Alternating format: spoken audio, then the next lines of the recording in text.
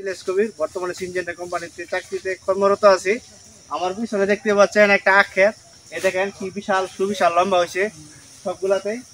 এই আমি এখন আপনাদের যে এই আখ চাষটা যে করছে ওই কৃষক সাহেবের সাথে কথা বলতেছি। সালাম। ভালো আছেন? ভালো আছি।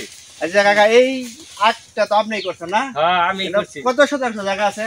মনে করেন যে ওই 150% জায়গা আছে। 150 শতাংশ হলে 1.5 একর জায়গা আছে। 1.5 একর জায়গা আছে। আচ্ছা, এই মাটি থেকে তো মোটামুটি 12 থেকে 15 ফুট উচ্চতার রূপ হয় বানাইছেন আর কি।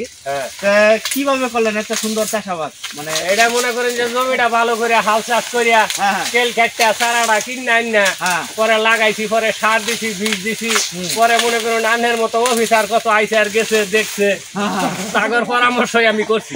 আচ্ছা ঠিক আছে ঠিক আছে। না যে আমার হাত যে পর্যন্ত আছে মোটামুটি অন্তরে 9 ফুট আর হেনা 3 ফুট 12 ফুট উচ্চতা কিন্তু আপনিও বানাইছেন। তো বাজার দামও কিন্তু আপনার অন্য বুকের চলতে আপনার একটা দাম বেশি হয়েছে, ঠিক না? হ্যাঁ, দাম বেশি হয়েছে।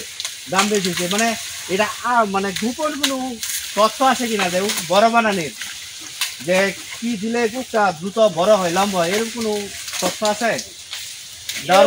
আছে, গোবর সার দিন লাগবে। মানে পর্যাপ্ত পরিমাণ আপনার জৈব সার মাটিতে ব্যবহার করতে হবে। রাসায়নিক সার দিলে গাছের মাটির উর্বরতা কমে যায়। এই জমিতে আপনার কয় বছর ধরে করতেছেন? এই জমিতে করতেছি আমি 12 বছর হয়ে গেছে। 12 গোবর সারটা বেশি ব্যবহার করে, ঠিক না? জৈব সার, গোবর আর ছাই। গোবর আর ছাই, এই ছাইও কিন্তু ভালো একটা